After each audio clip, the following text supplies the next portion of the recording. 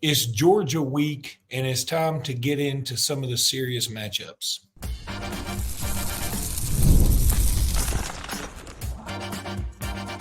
You are Locked On Bama, your daily podcast on the Alabama Crimson Tide, part of the Locked On Podcast Network, your team every day.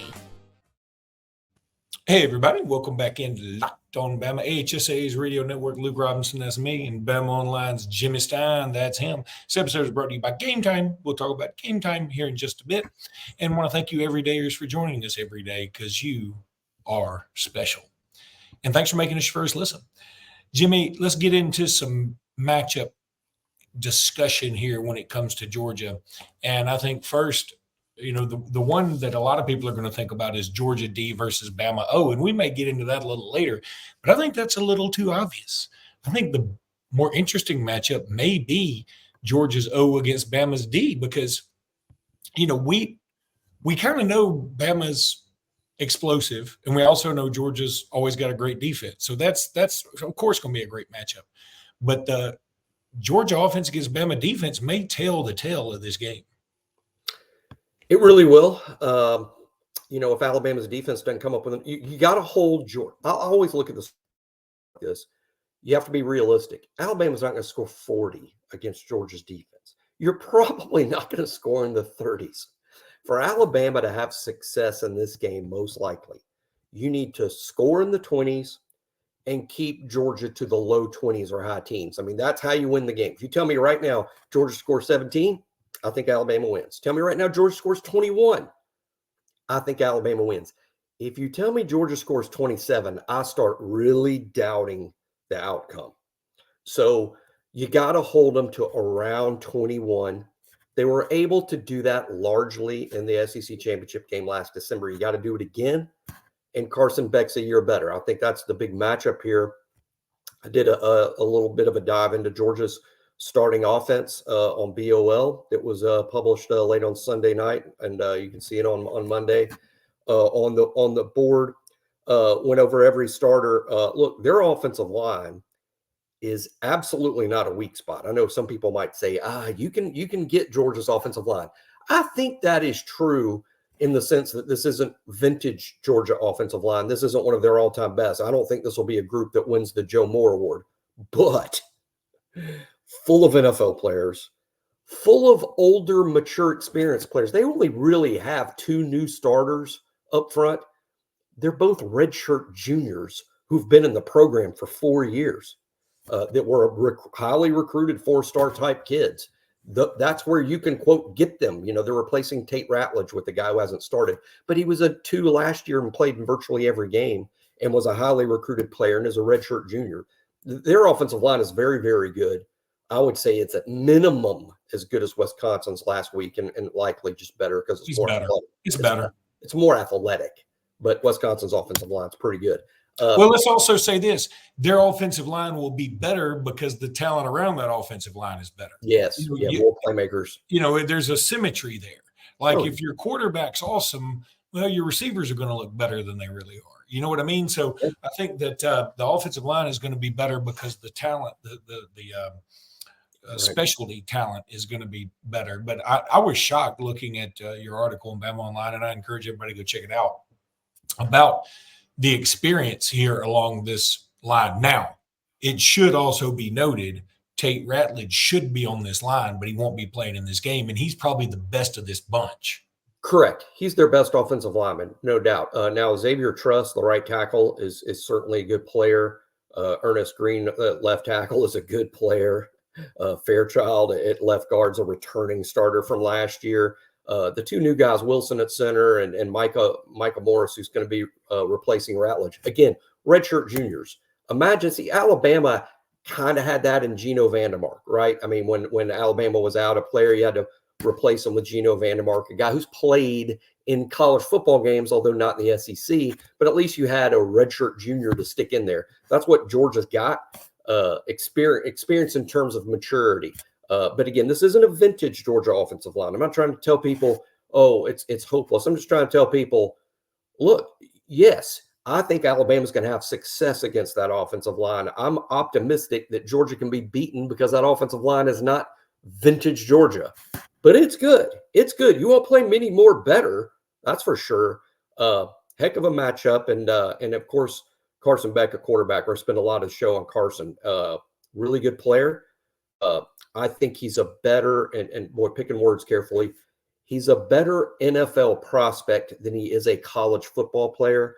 And I guess what I'm saying is I would say Beck has a good chance to be the first pick in the NFL draft. I don't think he's going to win the Heisman Trophy. That's kind of what I mean by that. I mean, I don't think he's the most outstanding player in college football. I think he might be the best NFL prospect out there, certainly among the quarterbacks. I think his comp to me in the NFL is Jared Goff. I find him very, very similar to Goff, and boy, this is why, right? Goff, if y'all know his career, if you guys follow the NFL, Goff up until about 2 years ago wasn't considered great. As a matter of fact, a lot of people said, gosh, can you believe he was the first pick in the draft? He was never that good. Now people look at him and he's one of the best. He's extremely highly paid. He may win the Super Bowl this year. Why? Detroit put a great team around him.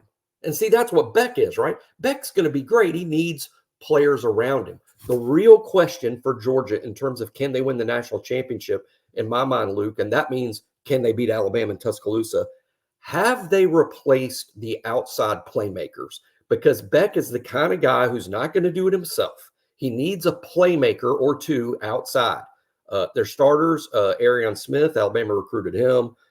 Dominic Lovett, we're all familiar with him, a 4-year player. Dylan Bell, probably a guy doesn't get enough talk. He's not super productive, kind of their Kendrick Law in the sense that every week Georgia fans were like, why can't we get this freak the ball?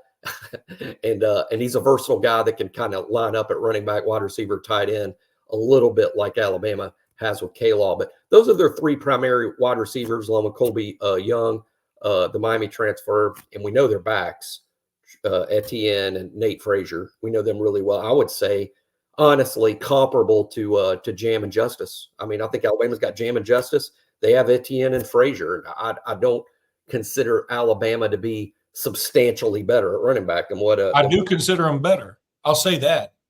I like how Etienne's more experienced. Frazier may have the most upside of the whole group, maybe. But boy, both Georgia and Alabama very strong at running back. You know, I think this would be fair to say. I doubt Georgia fans would trade, and I doubt Alabama fans would trade. Yeah, I think that's a great way to put it. I mean, it's not a situation where it's not a situation where Georgia's great at running back, Alabama's great at running back. To me, it's a wash, and I know Alabama fans listening to this will go, "That's not a wash." All I mean by, like you said, Georgia fans aren't going to trade, and I get that. Alabama fans aren't going to trade, and I get that. I don't want to trade because I like my guys. But Etienne and Frazier are as good of a duo as you're going to find in this league. You know, the one guy that you mentioned at all this that I think could be the biggest key, I mean, outside of Beck. I mean, Beck and Milroe, we'll talk about them in the second segment. But I think it could be Arion Smith, because there's a guy who I think has enough speed to get behind the defense. And we've already seen that this secondary is susceptible to the deep ball. Now, nobody's really connected on it. So, I mean, you can say, hey, Luke, well, they hadn't hit it yet. Well, because we hadn't played anybody as accurate and as good as Carson Beck either. And we hadn't played an offensive line that is probably this good. I mean, if you want to say Wisconsin's is, okay, I don't believe it. But so pressure is going to be a key. You know, and just staying home is going to be a key, and knowing your assignment, no busts in the backfield, or they will burn you deep. You know, the one thing that, and we'll get into this later, but I think that's another reason why I really think it's so crucial for Alabama to do like they did in the SEC championship game and take a lead. We'll talk about that in the third segment, but this next segment is going to be all about the quarterbacks. But right now, it's all about FanDuel, because FanDuel is America's #1 sportsbook. And NFL fans, you can start the season with a big return on FanDuel, America's #1 sportsbook. So when you get a hunch in the middle of the game, you can check out the latest stats, view live play-by-play, and so much more on the same page that you place your bets on. That's crazy. You'll get started with $200 in bonus bets guaranteed when you place your first $5 bet. That's only at FanDuel.com, which, of course, is America's #1 sportsbook.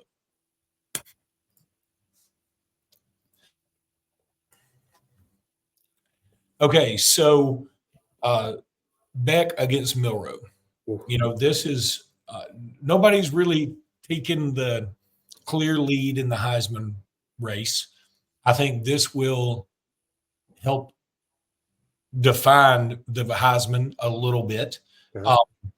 I think the winner of this game has a clear upper hand in that. I mean, forget all the playoff stuff. I'm just talking about individualistic right now.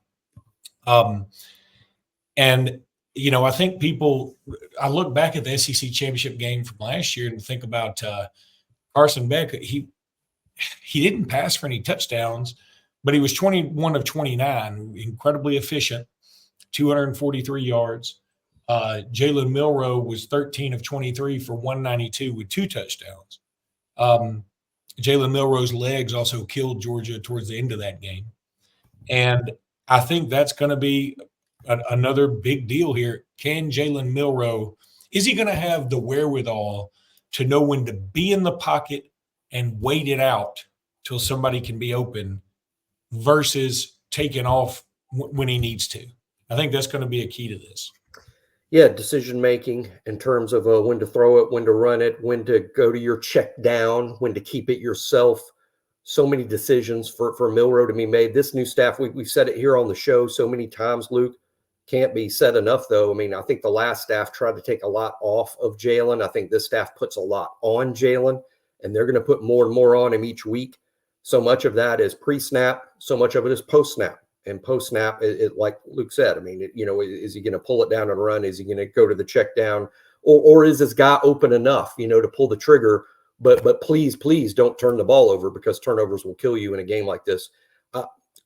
One thing I want to talk about Carson is, Beck didn't play well against Alabama. Luke went over the numbers.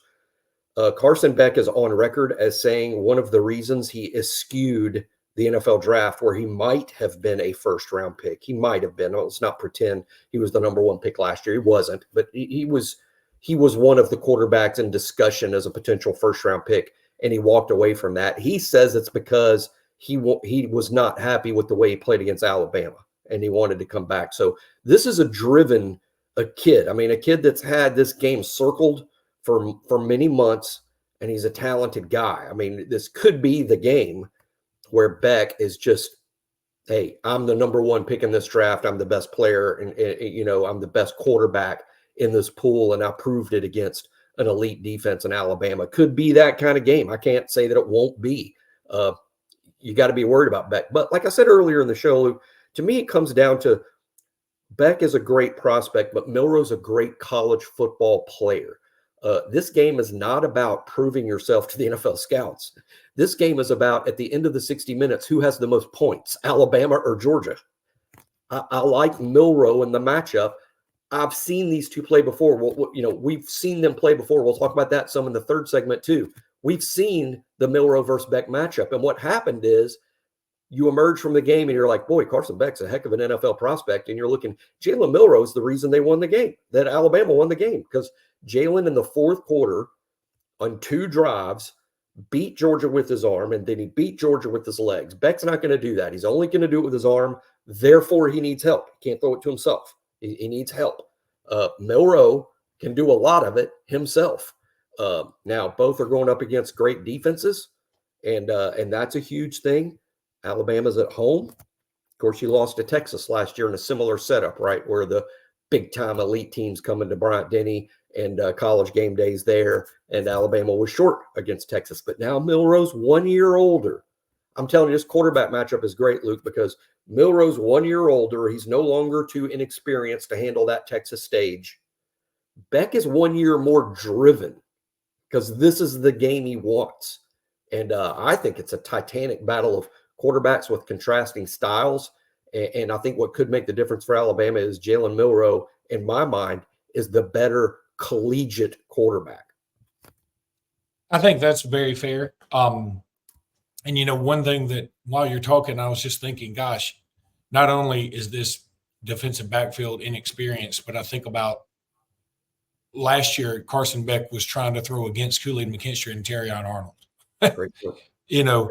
Those are just. But now, on the flip side, if you want to be optimistic about that aspect, he was also throwing to Brock Bowers. What Georgia fans will tell you, well, Brock Bowers was hurt. Well, he was the leading receiver for Georgia last year, 5 catches for 53 yards. Yeah, and Brock Bowers at 50% is better than 100% of other tight ends last year. So, and he was better than 50%. And then, of course, Ladd McConkey not being there anymore is a positive. I mean, this was a bail you out kind of kid. And I don't know that Georgia yet has a bail you out when in trouble kind of kid. That's, is it Oscar Delp? Well, we've seen Oscar Delp play, and he's not bad. You wrote about him in your column. And he's pretty good. Alabama recruited the heck out of him. But he's not Brock Bowers. And again, I'm not throwing shade. Nobody's Brock Bowers. He might be the best tight end collegiately I've ever seen. But I think while we can say, we can bite our fingernails and talk about Terrion and Caleb Downs, by the way, and Kool-Aid being gone, first of all, I would argue, okay, Keon Sam's been at least as good as Caleb Downs was last year. He's been at least that good. I think that's fair in the first 3 games for Alabama. I think that's very fair. I'm not saying he's going to be that way the entire year. Caleb Downs was a masterful player last year. But through the first 3 games, I think it's been even. Now we need some of these youngsters to make sure they just don't get out of position. And, I also feel good. Now I know that this is the second year under him. I'm glad we're not facing off against Georgia's offense coordinator that's now with the Baltimore Ravens, and we're facing off against Mike Bobo. I'm again, not throwing shade. I just don't think Bobo's as good as he is. He was about the best there was. No, I think that's a great point. Monken is an offensive coordinator in the NFL and is interviewing for NFL head coaching jobs, and Bobo is not. I mean, Bobo's probably not headed to the NFL as an OC or the NFL as a head coach. He'll probably be a college head coach again one day. And I think higher of Mike Bobo than a lot of people out there do. But Luke's right. He's not Todd Monken.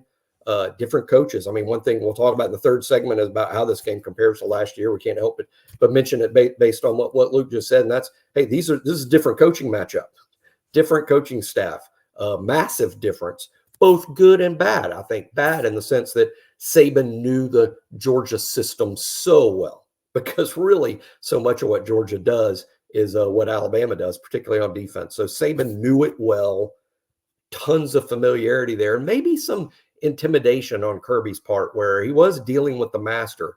With DeBoer, he's just dealing with another guy. And DeBoer doesn't know the Georgia system like Saban did. On the other hand, DeBoer and Sheridan are a little more creative offensively than that Saban staff. They're going to show Georgia different looks. Smart knew exactly what to expect from a Nick Saban offense.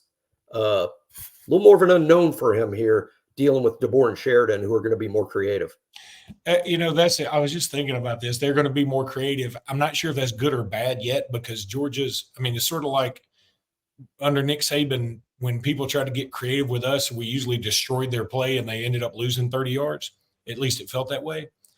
And I also thought about, well, how many creative plays did Alabama call that worked against good teams? Now, if you want to say our flea flicker worked against Texas A&M one time, it did, but Texas A&M's defense was porous. A flea flicker worked against Auburn with Kenny Bell back in 2011, I think it was. But again, that Auburn team was not good, and we blew them out.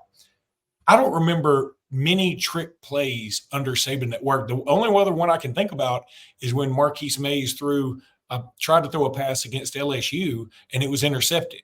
And in 2011, I don't remember a lot of trick plays under Saban. And I'm not saying we're going to do a double reverse triple handback.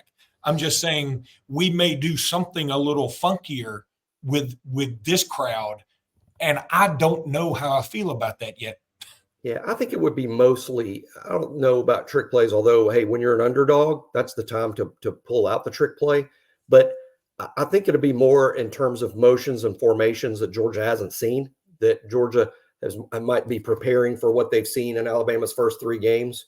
And now there's new formations and new motions out of those formations that confuse Georgia. Because when you're playing great personnel, your first thing is, hey, we got to get them thinking. Because if we just play this straight up, yikes. But hey, you're Alabama with Alabama's personnel. We can play straight up with anyone. That's what makes this most interesting. Luke, it gets back to exactly what you're saying. When people got creative against Nick Saban, they got smoked. Why? Because Alabama killed you at the line of scrimmage. And no matter what you did creatively with your skill players, it didn't really matter because Alabama's front seven was going to completely dominate your front. Alabama's front was going to dominate your front seven. It didn't really matter what create. Now, against Georgia, I would say that with the personnel in the field, Luke, that really this is a draw. This is great. Georgia's great at the line of scrimmage. So is Alabama. Alabama's great at the line of scrimmage. So is Georgia. This is a clash of the Titans situation. It's not one where each side has some sort of decided advantage like they do most weeks.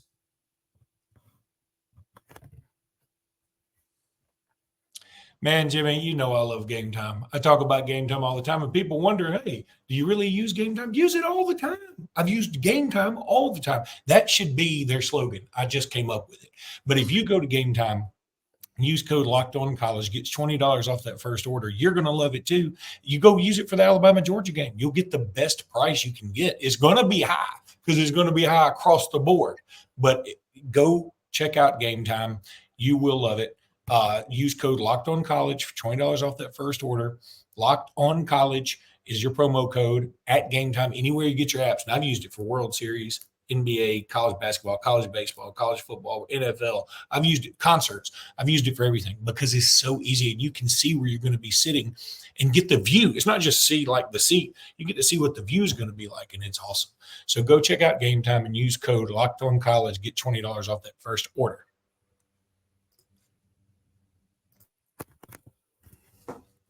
Couple of random tidbits here. First of all, Harold Perkins out for the year for LSU. Ooh. You hate to see it for anybody. I mean, you really do. I mean, but I'm also not going to lie and say that helps people who play LSU, and guess who plays LSU later on? Not replacing him with another Harold Perkins. I mean, that guy is a menace. He's very disruptive. And my favorite thing is I love when people say, boy, they totally screwed up last year. They put Harold Perkins in the wrong place. They played him in the wrong position. He's not as effective. He's just not the player he was as a freshman. His stats were identical. The stats were identical. His freshman and sophomore year had the same number of tackles, same number of TFLs, same number of sacks. I mean, he's that disruptive. Even when he's disruptive, people say, I remember him being better than this. No, he's a heck of an athlete. And while I agree with the notion that LSU should always play him outside, and I think moving him inside's giving the other team a break, I agree with that general notion. I'm just saying he had a pretty good stat line for a guy that a lot of fans out there were saying, no, he's not that good. I think it's pretty good. Yeah, he's really good, and it's a shame for him. And LSU was in a bit of a dogfight with UCLA. That's going to be an interesting team to watch all year long. Now, couple of more thoughts on the Auburn-Arkansas deal and Auburn going forward. First of all, I did have one of our listeners reach out to me and say, I can't believe y'all don't talk about Bo Wallace's comments about Hugh Freeze. And the reason I wanted to, first of all, but I guess one of the reasons I didn't is I do take it with a grain of salt because Bo has also been complimentary of Hugh Freeze. For those who hadn't seen it, Bo really went off on Hugh Freeze after the Auburn game, saying, hey, he's just not a good person, essentially. Now, I kind of agree. I mean, there's some things about Hugh that aren't right, but he's in Ellick City a lot playing golf. I know some people that know him. They say, hey, he's a pretty good dude. He might be. I'm just saying from 100 yards away, he doesn't seem that way, and some things seem a little bit off. So, yeah, while Bo Wallace might have some points, I also think Bo Wallace comes off as talking out of both sides of his mouth occasionally. So I wouldn't read too much into that. But the other thing I wanted to say, I've seen this on a few Auburn message boards. And yes, I do read Auburn message boards because it's fun to know about your enemy. And I grew up in Ellick City, which is right by Auburn. So yeah, I like to know that information. And what I keep seeing is people saying, well, if Auburn didn't have all these turnovers, they'd be undefeated right now. Well, la-dee-da. Guess what? If Arkansas didn't have all those turnovers, they would have won the game by 30. I mean, that's part of what makes you the bad team you are. You could say if every week for every loss. If we didn't allow 300 yards rushing, we probably would have won the game. Well, exactly. And it's not like it's not like Auburn showed all this prowess without the turnovers. they still don't look good. When they weren't turning it over, they weren't playing well. They did a fake punt that I don't know if the coaches called it or the punter called it or if nobody called it. And because it was just a boneheaded decision. And so when you do things like that, turnovers, yeah, they're going to come because you're just not cohesive and coached very well. And again, I go back to, one thing that we talk about, by the way, one of Hugh Freeze's biggest wins, and maybe the reason he's the coach at Auburn right now, is because he beat Alabama in 2015 when Alabama had 5 turnovers. But, I go back to that and I go, yeah, of course you could say if Alabama didn't have 5 or if Ole Miss just had 1 in that game, Alabama probably wins. But, I look back at that game and you think about the cohesion of that team in that moment. That was also the game Alabama decided to start a different quarterback than Jake Coker, even though Coker had done essentially nothing wrong. So I think there was so much discombobulation in that moment that Alabama was going to do something to screw that game up. And I think that's what Auburn doesn't have right now, or does have. They have a lack of cohesion. And so when you have that, you're going to find a way to screw it up. So I just can't, when people say, hey, if Auburn didn't average 4 turnovers a game, if you average 4 turnovers a game, you got other problems too. You understand what I'm saying? Yeah, I do. And that lack of cohesion, that lack of chemistry. I'm adamant about this, and I was before the game. And Payton Thorne was Auburn's starting quarterback all 15 Auburn spring practices. No one was talking about Hank Brown. Payton Thorne was the quarterback. They didn't even go in the portal to get a quarterback because Payton Thorne was the quarterback. Then fall camp starts. Payton's your quarterback. The season starts. Payton's your quarterback. Now you get to this game and you're like, no, our quarterback's this other guy. That is an absolute recipe for disaster, which it was. And again, I'm not defending like Payton Thorne is awesome. I don't understand any kids. The kid's not a great quarterback, but he's their quarterback. And there's not a great one on your roster. Until the season is over, he gets hurt. He's the quarterback. And I just think it's absurd that people think a change at that one position changes a lot of things. He was what you built the entire spring and fall camp is flushed when you go to the other guy. Not to mention the message it sends to your team. I hated it. I knew Auburn was going to lose, or I was optimistic as an Alabama fan that Auburn would lose the moment that Hank Brown was going to start the New Mexico game. I'm like, they won't beat Arkansas. Boy, in a way, it just dawned on me. Auburn, Arkansas this past weekend was eerily reminiscent of Alabama, Ole Miss in 2015, with the glaring exception that Alabama team went on to win a national championship and they had a Heisman Trophy winner and the greatest coach of all time. But in a way, it is similar that the guy that everybody was clamoring for, gets in. Now he had started the previous game, but the previous game notwithstanding. Cooper Mason would have beat Middle Tennessee, whoever Alabama played in September of that year. I mean, exactly. Cooper would have won those games, but he was not going to beat Ole Miss, and he was not going to beat any good SEC defense. And heck, we could this offseason we'll do a whole show on that. I consider that 2015 game the worst coached game of Nick Saban's career because he let Lane Kiffin pick the quarterback. Well, you know what? It is ironic you say that too, because Jalen Milroe may not have to turn around if Saban doesn't let the fans pick the quarterback last year at South Florida. And so he's done it twice. It worked out once. It didn't work out the other time. So, but here's the problem. When you're 1-1 in football, that's never good. I want to give a quick shout out to Derrick Henry. Man, I watched him yesterday. He's so good. I'm going to say it again. Derrick Henry needs to be up there with the Herschel Walkers and Bo Jacksons in SEC lore. He's that good. Greatest running back of all time when you take into account high school, college, and the NFL. And he's a shoe-in Hall of Famer. He's a shoe-in Hall of Famer for the college football. If there's a high school national Hall of Fame, he's a shoe-in. And yesterday, all you had to do was watch the end of that game. He stiff-armed another dude into oblivion. And it was like nothing. If that guy had hit you or me, we explode into a sea of confetti. Derrick Henry just put his arm out and shoved him to the ground. He needs a new career when football's over for him. He needs to be the new Avenger. Do you think when he stiff arms people, like in his head, he goes, talk to the hand? Or would that be like something from 15 years ago? I think like the Avenger, I think he snaps his finger like Thanos and half of all living things die. That is true. When he retires, he'll just do this and like everybody evaporates. All right, that's going to do it for today's podcast. We'll be back tomorrow with more. Until then, roll tide, everybody. Roll tide.